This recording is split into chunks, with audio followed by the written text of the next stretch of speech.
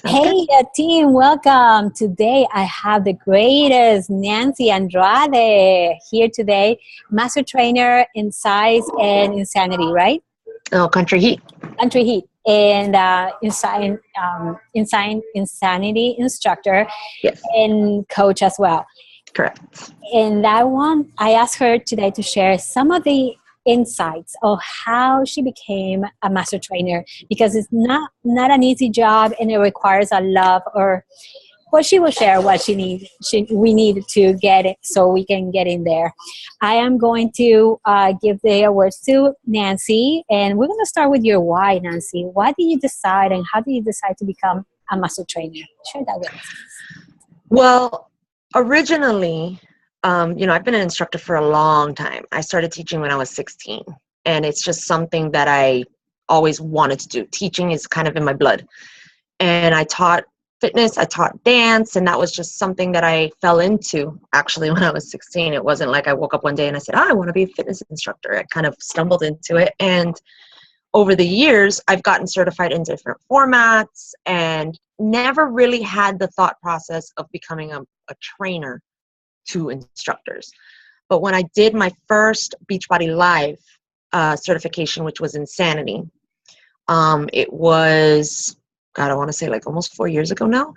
And it was when the second round had already come out. So the program was brand new. There was only 2 rounds out. I became a certified instructor with Ali Upham up in Orlando. And while we were at the training, she talked about being a master trainer, and it was just kind of like an off-the-cuff comment. She wasn't really talking in depth about what she wants to accomplish or anything like that. It was just mentioning like she's a master trainer and she's there to help us grow as instructors. And a light bulb went off. I was like, you know what, I want to do that. I have to find out how to go about doing that because that sounds like something I would really want to do. I enjoy teaching, which is why I became an instructor in the first place. And I thought, well, I think it would be really good for me to pass along the knowledge that I have of over 20 years in the industry to newer instructors. The industry has changed so much over the last 20 something years. When I started, it was step aerobics, that was like the thing. And then you had Tai Bo and Billy Blanks. And there's always going to be like trends when it comes to fitness. Fitness isn't going away. So I thought, well, it's something that I really thought would fit really well with my passion for teaching was now teaching instructors. So I was a little shy, be honest, like I'm not shy, right? But I was a little shy to ask Ali anything about becoming a master trainer because I had never spoken to her and it was my first Beachbody Live format. So I didn't want to portray the image of like, I'm so awesome. I can do this right now. I was just like, I'm brand new. Let me, dip my toe into it first. So what I did was I actually went to her website and she had a page. This was her old website. It's been completely revamped now, but she had a page there where it said how I became a master trainer. And I read her bio and it spoke to me because she talked about the same things, like being an instructor for so many years and having the love and passion of teaching and wanting to pass on the knowledge that she's gained and mentor other instructors. So I was like, that's me. I totally related to that. So I found out that at the time, you needed to have 2 years of teaching in a Beachbody Live format. It's changed since then, but at that time, that was the criteria. That was part of the criteria. So I was like, okay, well, I just got certified in Insanity. I'm going to have to wait 2 years. And I waited 2 years. And once I became eligible to audition, they changed it, and it was 5 years. And I was like, no! But what they did say was that it didn't have to necessarily be a Beachbody Live format. It had to be just teaching in general fitness. And I was like, okay, that I got. So I got the information. I emailed Beachbody and find out what the criteria is as far as what is needed for the audition process. And at the time, the audition process was basically you go to an open audition, you register, you go to the audition, you prepare, a couple of minutes of whatever format you're auditioning for, and you're basically teaching a 2 to 3 minute class to the other people who are auditioning. And I said, okay, you know what, that's what I'm going to do. And I looked up, I live in Miami, Florida, or South Florida, Fort Lauderdale, really, and there were no auditions in this area. And I looked for the entire year. It was like January. I was looking for the entire year and there was nothing in my area. The closest one was like Michigan in the middle of winter. Oh, wow. And I'm like, I'm a tropical girl. I don't know if I could handle Michigan in the dead of winter. This is how I die. So I was like, you know what? Maybe it's not for me. I started like talking myself out of it. I started telling myself, that these were obstacles that I was like, no, it's not for me.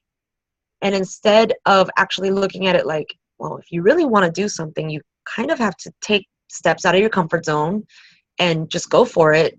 I was waiting for things to come to me, and that was a huge mistake. So I said, you know what? I'm not going to do that anymore. I'm going to find one that is feasible for me time-wise. Like I was like, wherever it is, I'll fly wherever I have to fly. So I saved up money, and there was an audition in New York.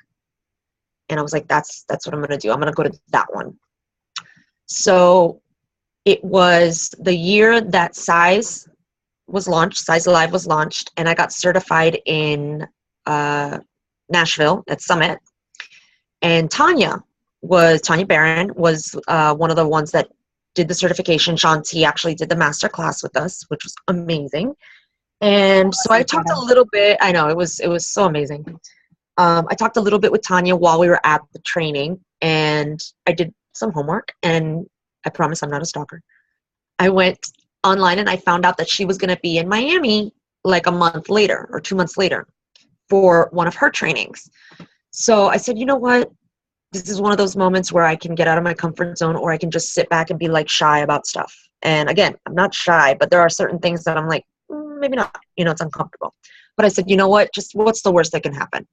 I was like, I'm going to talk to Tanya. The worst thing that she could say is leave me alone. Like, that's the worst thing that can happen, right? Okay. Yeah. So I emailed her and I said, hi, Tanya. I introduced myself. I said, you and I spoke briefly at the Size certification, and I see that you're coming to Miami soon, and I live in the area. My goal is to become a master trainer. And so I was wondering if you would mind if I could come to your training and just kind of shadow you, just to see the stuff that you do and just kind of, pick up some tips and take notes and get some feedback and stuff like that. And her response was, oh my God, I would love to mentor you. And I was like, holy crap. Not only did she not say, go away, leave me alone, like it went in the other direction. So I obviously, that's awesome. Was at the opportunity. She's the Size Live format expert, and she's Tanya, right? So she mentored me, and she helped me a lot. She gave me a lot of feedback, a lot of tips. She critiqued some of my classes, just little snippets of it, so she could tell me this is where you need to improve, and these are things that you're doing really well in.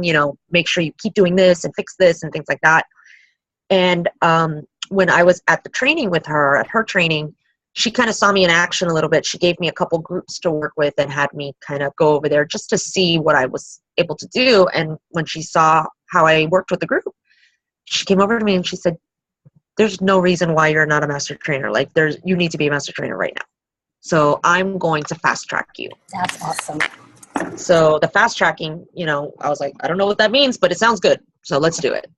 So I went to my audition in New York. She actually was there also. So it was really great to see like a friendly face in the audience. And I was selected. And they told me that when you're selected for at the audition, from that process to the final step of actually doing your first training, usually takes about 6 to 8 months.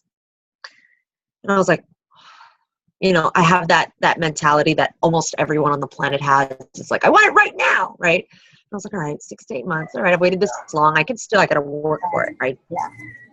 So one of the other things they said was about 25% of the people that start the program, and it's called the Ambassador Program, as you know, which is basically like a training program for people who are getting ready to step into the role of master trainers. So the Ambassador Program, I was told that only 25% of the people that go through the Ambassador Program actually complete it and become master trainers.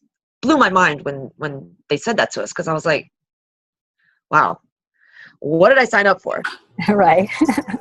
And I realized, once I started the process and was into the world of the Ambassador Program, I realized how much work it actually is. And it's not for the faint of heart. It's not for people that are like having that thought process that they want it now. It's not for people who are not willing to really, really work hard for $0. You know, that's a lot of people think, oh, you know, if I'm getting paid, I can work as much as I want. I don't care as long as I'm getting paid. Yeah, well, this is the kind of thing. It's kind of like being a coach, where you're putting a lot of your blood, sweat, and tears into the work with not a lot of return on the front end. You got to kind of wait, right? So it's the same mentality. But I've been doing my instructor trainings for size and for country heat. I'm putting my hat in the ring for quarter force when that one comes out, and I think it's going really well. I have had a lot of people respond really positively to the trainings.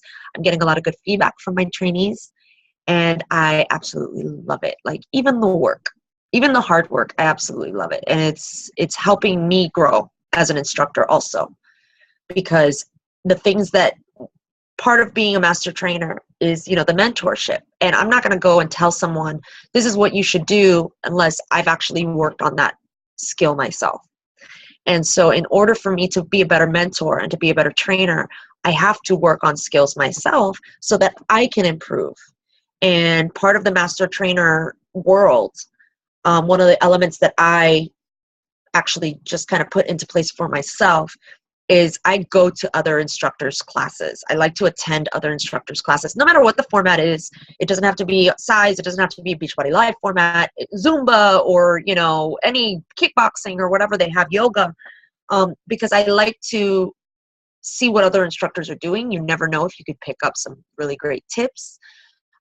Sometimes you can really network and get close with people that might have, you know, connections in a different realm that you didn't even think about. You might be able to expand your circle of instructors. There's a lot of variables that there's really no negative to trying other instructors' classes. So I really enjoy doing that. And it's helped me. It's helped me grow as a trainer, as an instructor, and as a coach.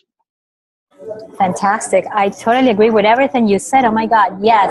You had the drive. You were not scared. You had the courage, because having courage is not being fearless. You have fear, but you decide to take the step.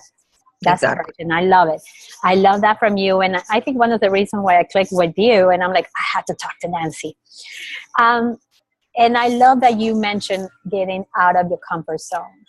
Because yes, I mean, life can be easy. I mean, you can be teaching right now your same classes, but it takes a lot of work, a preparation, zero pay to become there.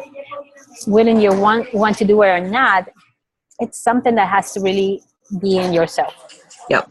In those moments that you thought, hey, maybe this is not for me, it is too much work. I know we all have those moments. What made you stand up and say, hey, I'm going to do it no matter what? Honestly, work isn't something that detracts me. I do theater also, a lot of community theater, so it's a lot of volunteering. So I've been kind of volunteering my time for years without getting paid. I perform in shows, and as a singer, as a dancer, as an actor, without getting paid. So that's not what made me kind of go, oh, maybe this is not for me. It was, I have a tendency to look at signs. Like, oh, maybe this is a sign that I shouldn't do this.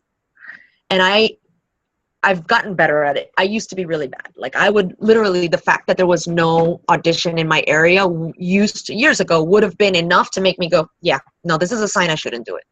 But I've grown, you know, in the years that I've been a coach. And one of the things that I've realized is signs are only there if you're actually looking for them. Like, anything could be a sign. You know, somebody asking you the directions to the Cracker Barrel could be a sign. Oh, maybe I have to go to Cracker Barrel. You know, it's like, it's silly for me to make up this whole ridiculous excuse. Right. So for me, I was like, I had to get out of my own way. And a lot of us, I feel like we're our own worst enemies.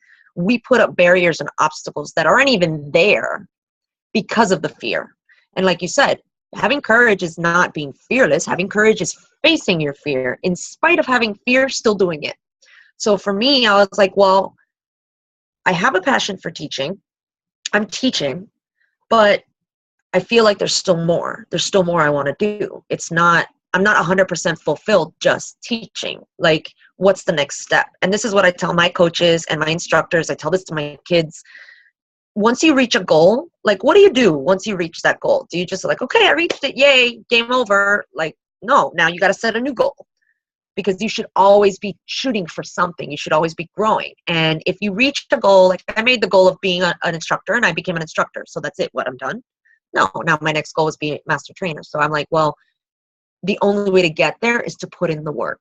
I want that. How badly do you want it? Do you want it so badly that you're willing to work for it? Or it's just something that, like, that would be nice, you know? So my thought process was like, no, I want this. It's not like, oh, that would be nice. I really want this. And no, I did not know.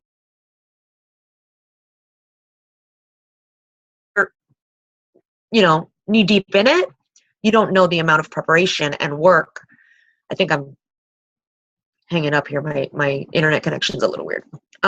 You don't know the amount of preparation and work that goes into these events. It's not just book an event and show up. You know, there's so much preparation that goes into the trainings. I didn't realize that when I signed up for it. But I'm a firm believer that when you put in that effort, that work ethic, that you will get, you may not get a check for the work that you're doing on your own time, but the reward that you're going to get is going to be exponential. It's going to be a domino effect of positive things that happen to you, even if it's not something monetary, it's not something financial, because that's not, nobody becomes an instructor to become rich. Like, it's not going to happen.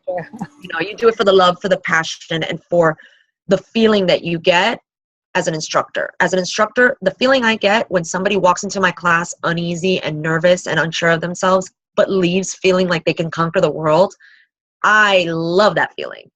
And I want to do the same thing for other people. I want other people to feel that feeling as an instructor, having that class and watching someone walk in uneasy and then leaving like, you know, they're badasses. I want to give that to other instructors. So that's what the passion that drove me to, like, just ignore all these little negative signs that I was telling myself and push it aside and just go for it. Fantastic. That makes total sense. And I am a firm believer of the law of attraction. So maybe when you're looking for a sign, you're going to attract it no matter what. So it really depends what you're focusing on. You really want that to happen, you keep focusing on that. It could be good or bad. Exactly. And let's talk about how many years it took you from that first insanity training to your current master trainer trainings. It was about to where we are now. When I got certified, I want to say it's about 3 years, not 4.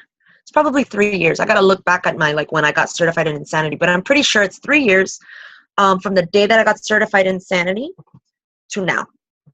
But I auditioned in April as a master trainer, and I had my first instructor training in August.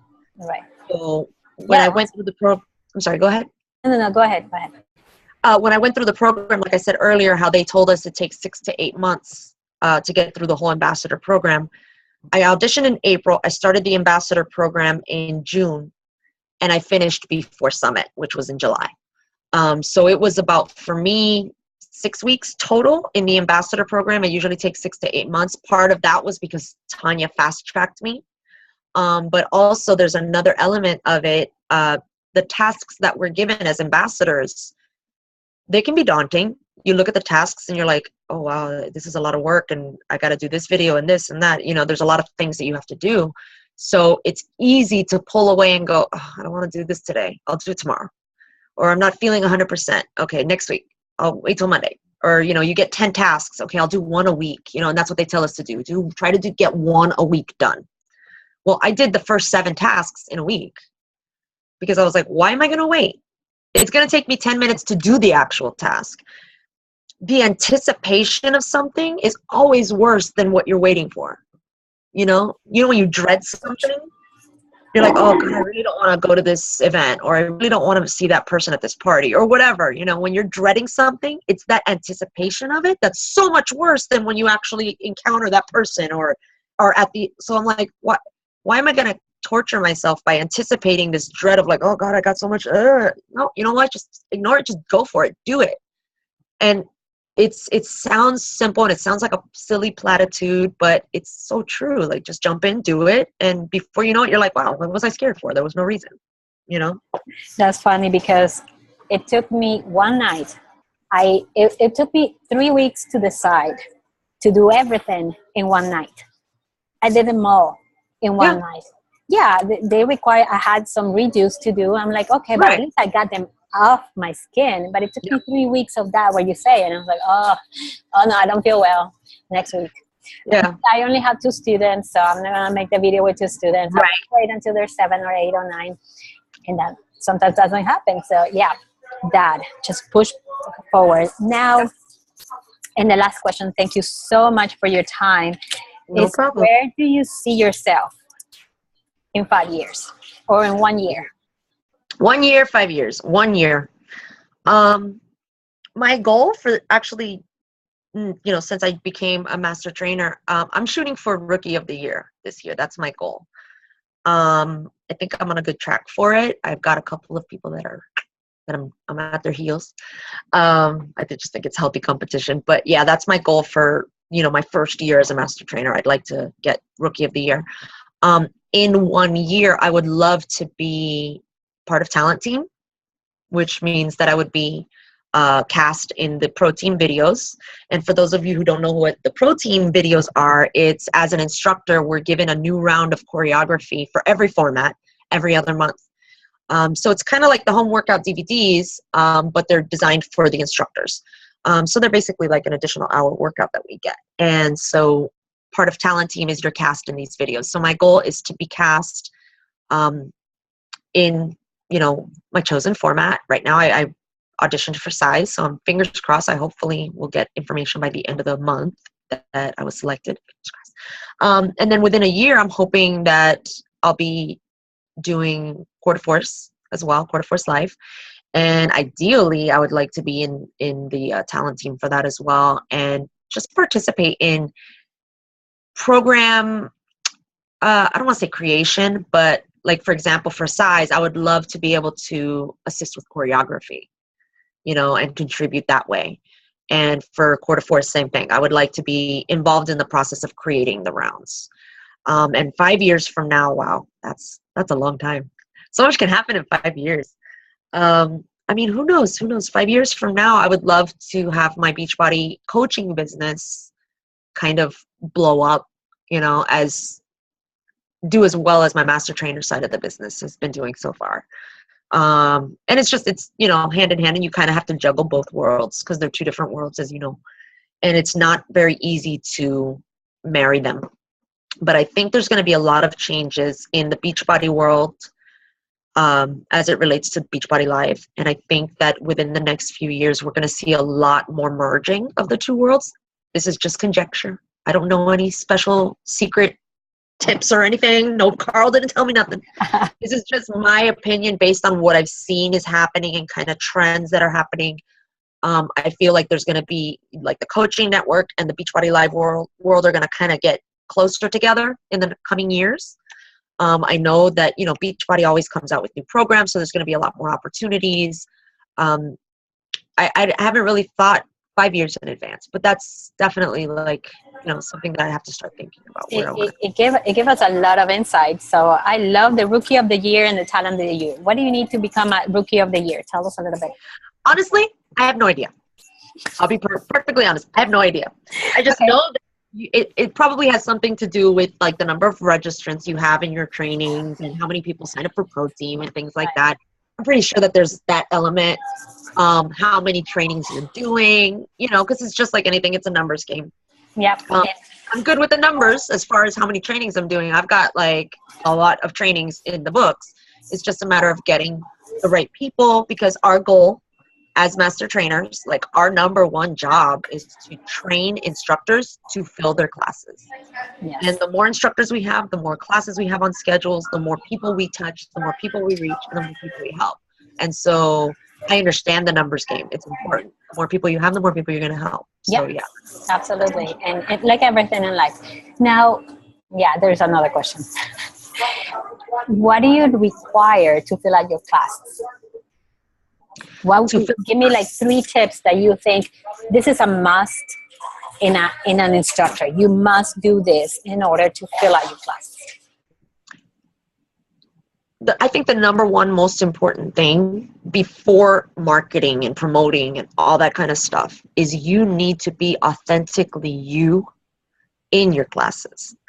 People can go to any fitness classes. Fitness classes are a dime a dozen. You go to, especially the big box gyms, their schedules are packed with classes. People, and they only have 1 or 2 hours to commit to go into a class. Why would they choose your class? You need to ask yourself that and then give yourself the answer. What's the answer to that question? They don't come for just the class. They can go to any class. They come for you. So if you're not authentically you when you're in that class, they don't care. They can see it. They'll see if you're not genuine.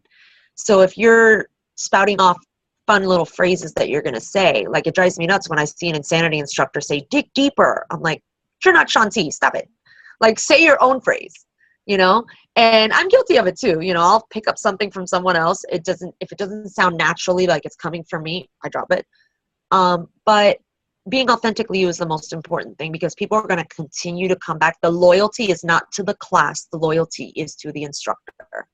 So if you are being genuine, if you are warm, if you are welcoming, if you have a great fun personality, you make your class the 1 hour that person has every day where they can forget all their worries and they relieve all their stress and they forget about whatever drama they've got going on in their life, and you let them feel awesome for that hour, then you've accomplished something. So number one, be authentically you. Number two, don't rely on the gyms that you're teaching at to promote your classes. Don't.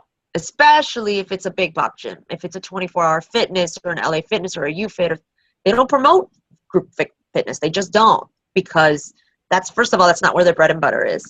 And second of all, it's one of those add-ons, right?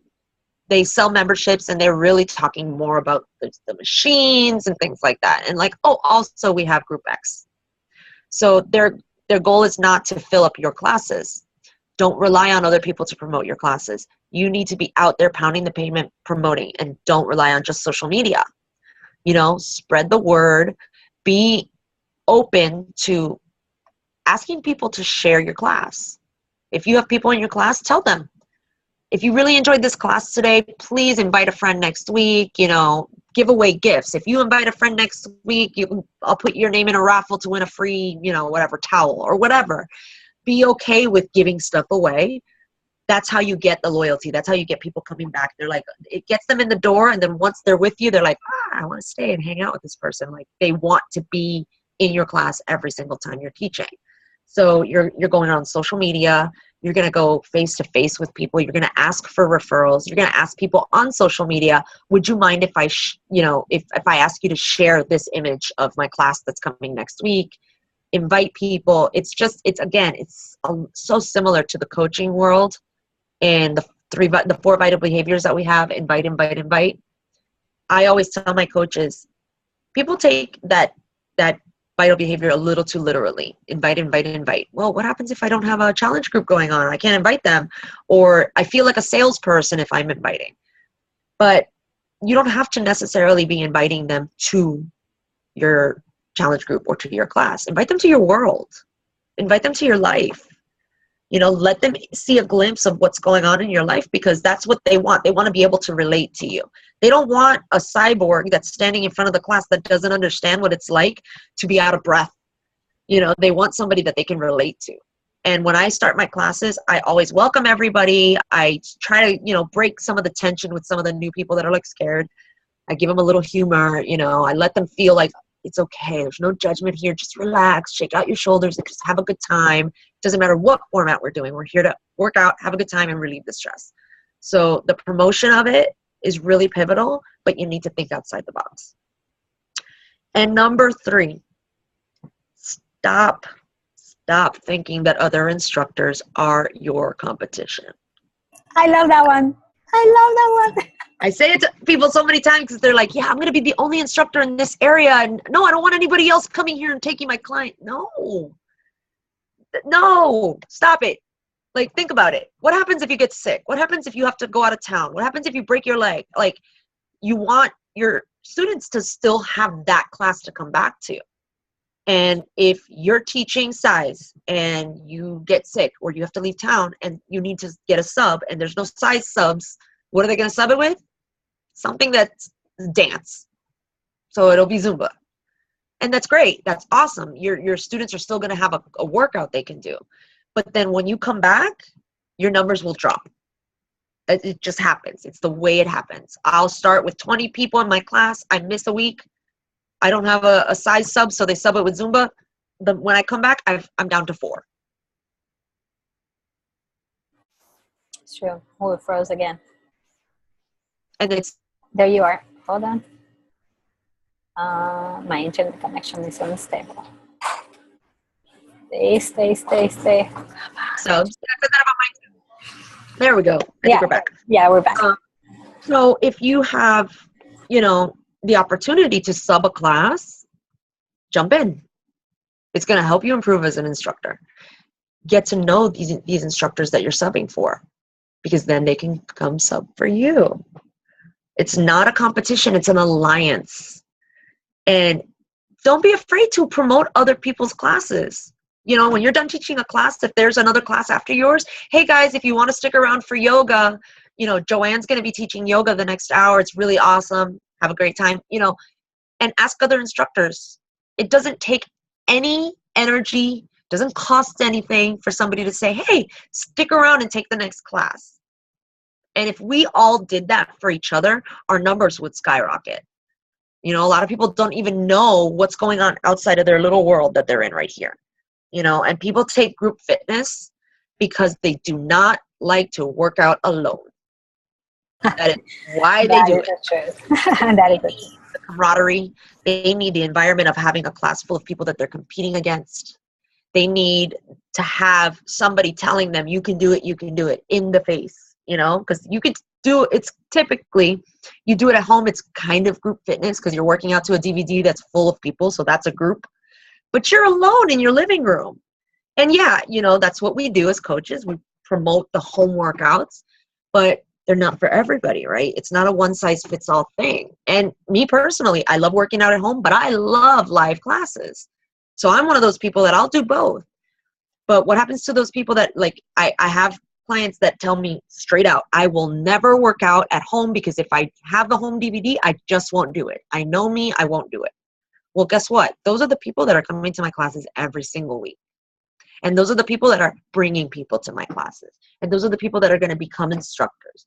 So, don't look at it like, oh, that instructor, oh, that's my competition. And so many instructors do that, and you're shooting yourself in the foot. Like, you're doing yourself a disservice by looking at other instructors as competition. It's not the case at all. That's so true. That's so true, because even that, you are your own, you have your own style. You will never compare to anybody else. And if they're coming for you and if they bring another instructor, just share the love. Yeah, and people are like, you have to be okay with knowing that you're not going to be everybody's cup of tea. It's going to happen. You're going to have people that come to your class and leave after 10 minutes. It happens. And I know a lot of instructors, and this happened to me when I first started. It's like a blow to the ego. You're like, oh God, it's a personal attack if they leave. No, it's just that the class is not for them. Maybe there's something about you that they didn't click with. That's okay. Yes. Look at your own fitness journey. Do you look at every single program Beachbody has ever come out with and you love them all equally? No, you have your favorite. You have your soulmate program. You have a trainer that you prefer over another. There may be a trainer that you don't like at all. I mean, that's just the way it is. We're human. Everything is subjective. So if you are okay with knowing, you know what, I'm not going to be everybody's favorite, and that's okay. But if you refer somebody, you have somebody that's in your class and they're like, okay, I'm going to stick it out. I'm not really a big fan of this person, or I'm not a fan of this format, but I'm going to stick it out because I'm here. And you mention at the end of your class, hey, next class is so-and-so. They're going to remember that you're the person that mentioned that other instructor. And that's a good thing. That's positive energy. Like you said, the law of attraction, you're sending out positivity out in the world. You're going to get it back 20-fold. Oh, I love that. I totally love that. Nancy, that was amazing. Thank you for bringing your energy. You're more than, oh my God. I remember being in your training. I'm like, oh my God, this girl. when you put all together, and they put it now in the new instructor manual, the goals. I'm like, that's the key right there. I'm like, oh my God, this girl came up with a great plan. I love how you think outside the box, and I love how you are so authentic. I had so much fun in your class. Thank I you. made friends. I mean, I felt like at home. So that is something that we want for our instructors too, and for our students if we're instructors. In my team, we're almost 90% instructors. Yeah. So we are like, okay, so how do we bring this to the next level? And this is how becoming a master trainer, having goals for a year, for 2, for 5, like from master training going something, it's gonna be a lot of work. But if you really love it and you love the environment and fitness, this is the only company that offers them all. So and it's funny because a lot of people think like, okay, I got certified in such and such format, that's it. Like, you can't be a one-trick pony either. You know, you have to have, like, I teach PIO, Insanity, Country Heat, and Size, and they are 4 completely different formats, you know. And I also teach my own format that I create every week at the gym. It's a format that's like original content. And I have people that will take the original content but won't take anything else, and vice versa. Because, again, everybody's different. Everybody has their tastes. So if you're like, I'm doing one format and that's it, you're doing yourself a disservice. It's just like your home workouts. And I always compare it to that because so many things tie in together. If you're doing your home workout, are you only going to do Insanity at home and that's it? You're never going to do another workout? No. You know, I know people that they take spinning and they love their spinning, but they don't do anything else. That's it. They do spinning. But these are the same people that have been spinning for 10 years and are not seeing any results. And it's because they've been spinning for 10 years. You know, sure, you're a pro at it and you can go for, days on the bike, but you have lost muscle mass. You don't have endurance when it comes to lifting. There's different kinds of cardio. You know, there are people that can spin for days, but they're losing their minds when they're trying Insanity. Yeah, it's still cardio, but it's a different kind of cardio. I can do Insanity. I can do burpees for days. You put me to try to run, and no, I'm not running. Like, I can't do it. So everybody has their functionality that they gravitate to. So you as an instructor, you have to be more versatile. You have to look at things like you have to be able to cater to different markets. And yes, as coaches, we're trying to find our niche market. We're trying to find our avatar, as it were, right? When you're posting and you're promoting, you're talking to that one group of people. Maybe it's the stay-at-home moms. Maybe it's the working parent. Maybe it's the single parent. Whatever. There's so many different variables, and I don't want to fixate on parents, but I'm a mom, right? But you are looking at a group of people as like, oh, that's my target market. Okay, that may be your target market, but is every single one of those people in that market going to like the same program? Not necessarily.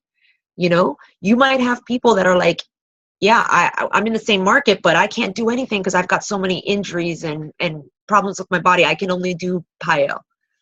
You have to give people options. And when you have more options to give people, you're going to gravitate more people to you.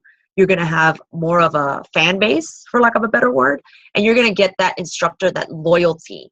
And that's what keeps people coming back to your classes is loyalty. They are not loyal to the class. They are loyal to the instructor.